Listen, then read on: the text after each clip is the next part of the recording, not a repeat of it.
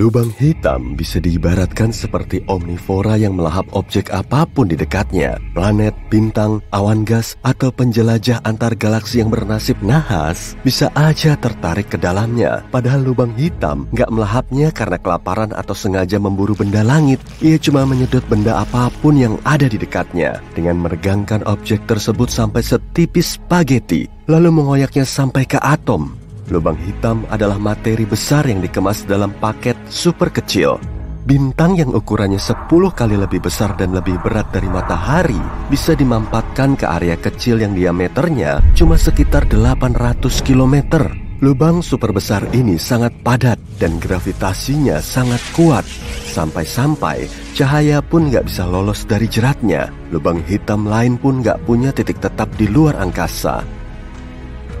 Bintang, planet, asteroid, komet, lubang hitam, dan semua objek yang ada di alam semesta ini terus bergerak. Makanya kondisi di dalamnya terus-terusan heboh. Para peneliti telah mengamati lubang hitam besar di salah satu pusat galaksi mulai dilahap oleh lubang hitam yang lebih besar, dan ukurannya bisa berubah jadi sangat besar. Di pusat galaksi terbesar ada lubang hitam yang masanya bisa mencapai jutaan sampai miliaran kali lebih berat dari matahari. Dan salah satu caranya yaitu dengan melahap lubang hitam lain. Lubang hitam yang saling menyatu merupakan objek yang sangat kuat dan aktif di alam semesta. Jadi, 1,3 miliar tahun lalu, ada dua lubang hitam yang saling berputar. Lubang yang lebih besar menghisap lubang hitam kecil, kemudian membentuk spiral. Perlahan tapi pasti, orbitnya kian rusak dan dua lubang hitam ini terus mendekat. Setelah posisi keduanya sangat mepet, piringan debu dan gas di sekelilingnya saling bercampur, lalu menghasilkan pusaran yang menjulang tinggi. Ukurannya panjang dan menjulang di atas pusat piringan.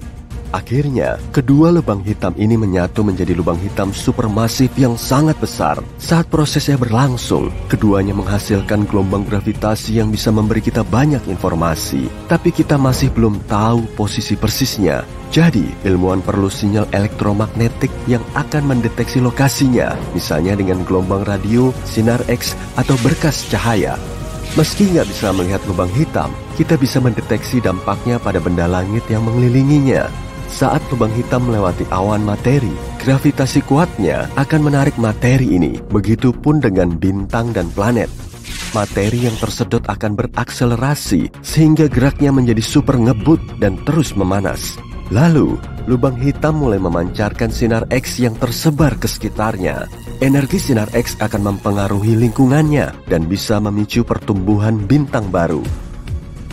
Kemudian, boom! Bintang saling bertabrakan dan menghasilkan ledakan energi dahsyat. Ini menjadi salah satu ledakan paling dahsyat setelah Big Bang. Selama sepersekian detik, tabrakan ini memancarkan ledakan energi yang jumlahnya lebih banyak dari total seluruh bintang yang terlihat di alam semesta. Lubang hitam memang bisa membesar, tapi nggak selalu begitu skenarionya. Bobot lubang hitam bintang bisa seberat matahari, meskipun ukurannya sangat kecil. Salah satunya telah ditemukan oleh para saintis pada tahun 2009, sejauh 10.000 tahun cahaya dari kita, dan diameternya cuma 19,3 km. Meski dikenal dengan sifat destruktifnya, lubang hitam hanyalah sumber gaya gravitasi biasa, mirip bintang. Artinya, benda langit lain bisa aja mengelilinginya, asalkan gerakannya cukup ngebut. Semisal ada lubang hitam yang masanya seberat matahari, maka kecepatan benda langit lain harus setara dengan laju yang diperlukan untuk mengelilingi matahari. Itu pun kalau jaraknya sama. Menurut teorinya sih begitu, tapi kenyataannya planet nggak benar-benar mengorbit lubang hitam. Lubang hitam yang masanya hampir seberat matahari kebanyakan berasal dari serpihan bintang raksasa yang kehabisan bahan bakar nuklir lalu meledak dan menghasilkan lubang hitam. Semua planet di sekitarnya kemungkinan gak akan bertahan. Tapi 30 tahun yang lalu, ilmuwan menemukan planet pertama di luar tata surya kita. Planet ini berada di sekitar pulsar yang juga berasal dari sisa supernova. Kita nggak tahu persis gimana prosesnya hingga planet ini bisa bertahan dari ledakan bintang induk. Kemungkinan planet tersebut baru muncul setelah terbentuk serpihan pasca ledakan. Para saintis juga mengusulkan teori kalau lubang hitam bisa berwujud lubang cacing alias terowongan menuju ke galaksi lain. Jadi bisa dibilang lubang hitam nggak menghancurkan objek yang telah ditelannya, tapi mengirimnya ke tempat lain. Menurut teori ini, objek yang masuk dan keluar lubang hitam akan meninggalkan terowongan melewati sisi lain lubang hitam, yaitu lubang putih. Wujud lubang ini memang mirip dengan lubang pendampingnya karena punya materi serupa yang berputar-putar.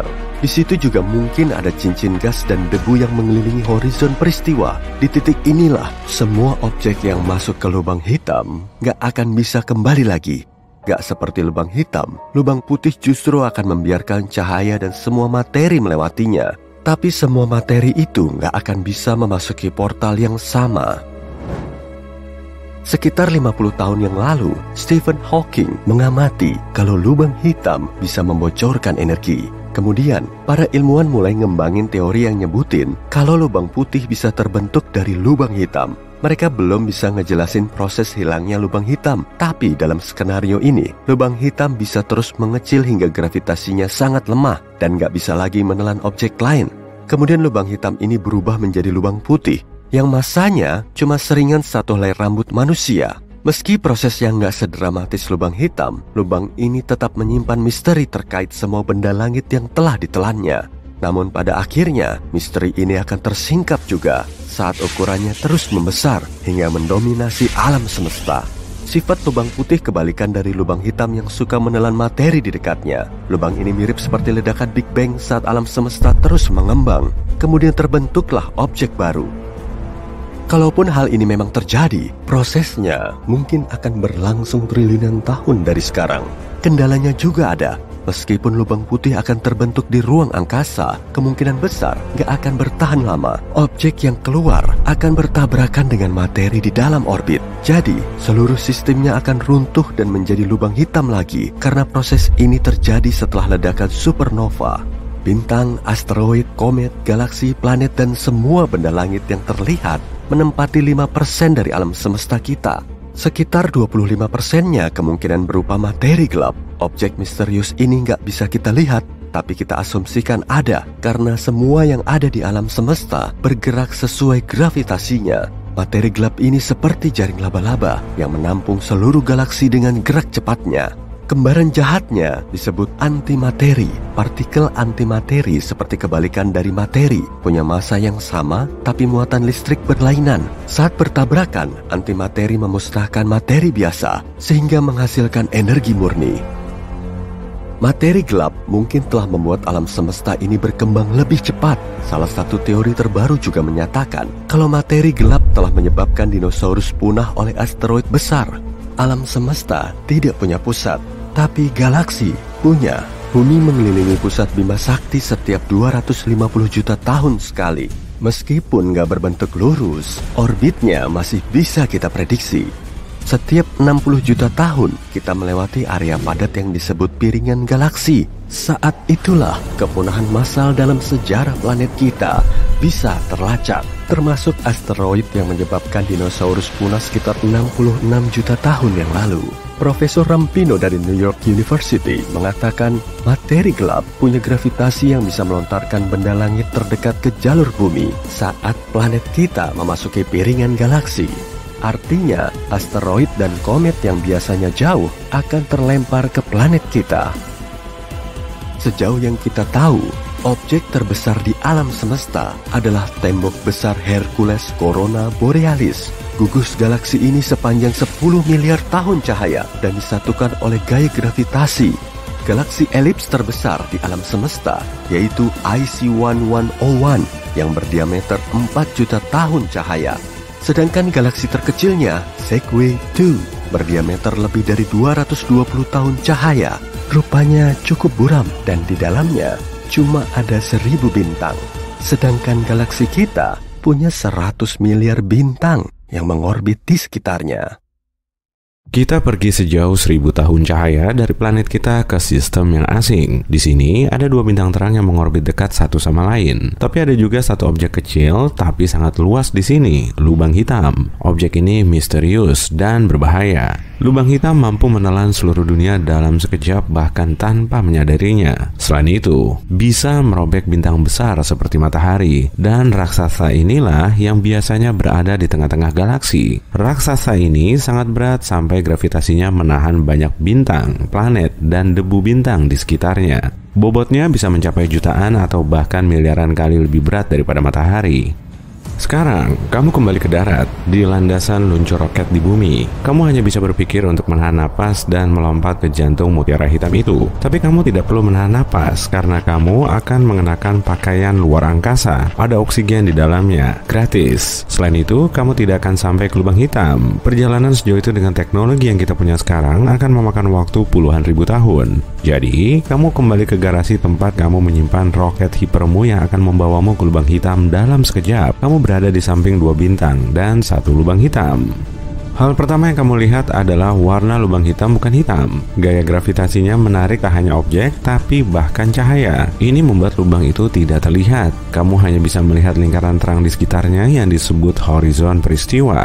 Itu terdiri dari cahaya berputar, debu panas, plasma, dan pecahan asteroid yang juga terjebak di sana. Jadi, horizon peristiwa adalah rintangan pertama yang harus dilewati. Oke, kamu sudah pakai jetpack, membuka pintu roketmu, lalu melompat ke lubang hitam. Gaya gravitasi mulai menarikmu dengan cepat ke arahnya. Pakaian luar angkasa melindungimu dari suhu tinggi dan level radiasi di horizon peristiwa. Alat pelindung konvensional tak bisa membantumu. Jadi, kamu berterima kasih kepada ayahmu karena dia juga menyimpan pakaian pelindung super kuat ini di garasimu. Kamu mulai merasa tubuhmu meregang tidak nyaman. Masalahnya, gravitasi meningkat semakin dekat kamu ke tengah lubang hitam. Gravitasinya jauh lebih kuat di kepalamu daripada di kakimu. Tubuhmu mulai meregang seperti spaghetti. Itu sebabnya namanya adalah spaghettifikasi. Tidak ada pakaian yang bisa melindungimu dari itu. Dan tidak ada pesawat antariksa yang bisa tahan dengan tekanan seperti itu. Ini video singkat.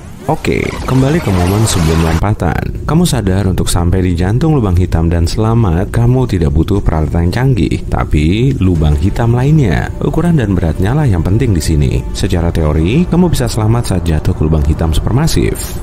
Yang paling penting adalah luas horizon peristiwa lubang hitam itu. Saat lubangnya kecil, sekitar luas matahari, horizon peristiwa juga kecil. Lalu pinggirannya sangat dekat ke pusat gaya gravitasi yang aneh sehingga akan membuatmu seperti spaghetti dengan cepat dan brutal. Tapi jika horizon peristiwanya luas, pinggirannya akan semakin jauh dari pusat gaya gravitasi. Maka perbedaan gravitasi yang menekan di kepala dan kakimu tidak akan ada. Jika kamu punya cukup udara di pakaian luar angkasamu, kamu bisa selamat dari perjalanan itu. Jadi, kamu harus memilih lubang hitam supermasif. Coba kita lihat lubang hitam supermasif yang ada di tengah Bima Sakti. Tidak, ada terlalu banyak plasma panas dan puing di sekitarnya. Kamu butuh lubang hitam yang benar-benar terisolasi untuk lompatan seperti ini. Di ruang gelap yang membuatnya tak sempat untuk mengumpulkan puing dunia di dekatnya. Kamu dengan cepat membuka peta luar angkasamu dan menemukan lubang hitam seperti itu. Melesat lebih cepat dari cahaya. Dan kamu sampai. Ini dia, kehampaan gelap besar. Hanya ada cahaya yang menyimpang dari bintang dan galaksi jauh di horizon peristiwanya. Untuk menguji teorimu, kamu melempar maneken ke dalamnya.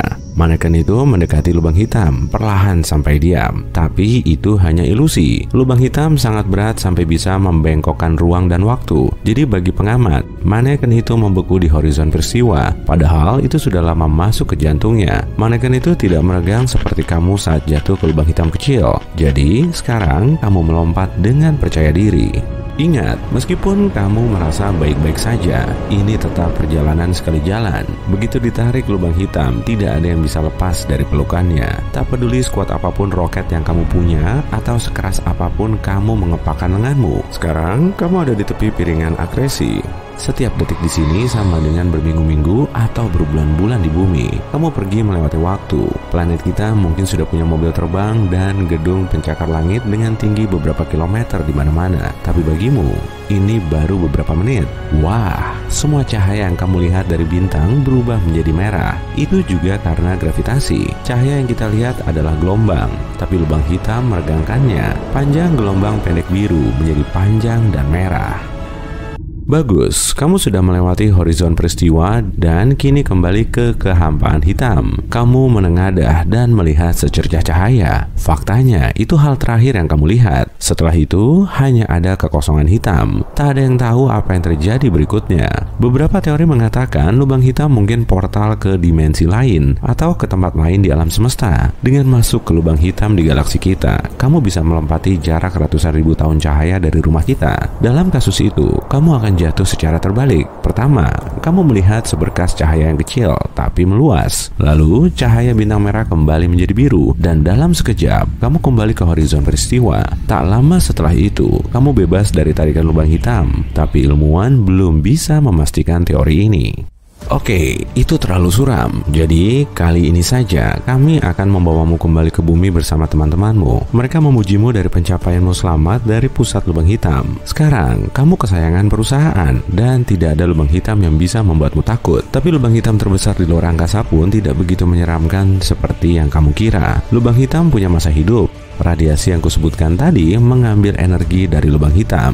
Jika tak ada makanan di sekitarnya, lubang itu mulai kempis seperti balon. Dan pada akhirnya tidak ada yang tersisa. Ketakutan lain terkait lubang hitam adalah kita bisa membuatnya di bumi. Benar, di dalam penumbukan hadron raksasa, ilmuwan melakukan percobaan dengan partikel kecil yang bertabrakan pada kecepatan tinggi. Ada ledakan energi yang besar, dan beberapa ilmuwan percaya energi ini cukup untuk menciptakan lubang hitam kecil. Itu akan mulai mengisap sekelilingnya dan membesar. Pertama, beberapa objek kecil di ruangan tempat itu diciptakan. Lalu, seluruh lab. Lubang itu terus membesar dan sudah melahap seluruh planet kita. Itu mengubah keseimbangan kekuatan di tata surya dan mengisap planet satu persatu. Saat itu selesai, waktunya makan hidangan penutup, matahari. Lapisan atas plasma yang terang meregang menjadi spaghetti panjang dan ditarik ke arah lubang hitam. Lalu, lapisan demi lapisan, bintang kita jatuh ke jurang gelap. Saat matahari separuh terisap, lubang hitam menembakkan seberkas energi dan cahaya keluar dan terus melahap matahari. Dalam sekejap, tidak ada lagi yang tersisa dari tata surya kita. Seperti itulah sebagian orang menggambarkan akhir dunia. Tapi bahkan jika berhasil membuat lubang hitam kecil, kita akan selamat. Itu akan terlalu kecil untuk mengisap objek besar, dan itu hanya akan melahap partikel atom kecil. Lubang hitam mengeluarkan energi juga melahapnya. Jadi, lubang hitam kecil ini tak akan sempat membesar. Lubang ini akan kehilangan lebih banyak daripada yang ditemukan dalam sepersekian detik. Jadi, kamu hanya akan melihat kilatan sesaat, lalu kosong. Meskipun membuat lubang hitam yang stabil dan terkendali mungkin akan berguna, itu mengeluarkan jumlah energi besar yang bisa kita gunakan. Lubang hitam seberat Gunung Everest bisa mencukupi kebutuhan energi semua manusia. Tentu saja, lubang hitam tetap berbahaya, tapi kita bisa mengawasinya dan meneliti alam semesta kita. Jika kita cukup jauh, tentu saja. Jadi, kamu memutuskan untuk menggembok pintu garasi itu untuk saat ini.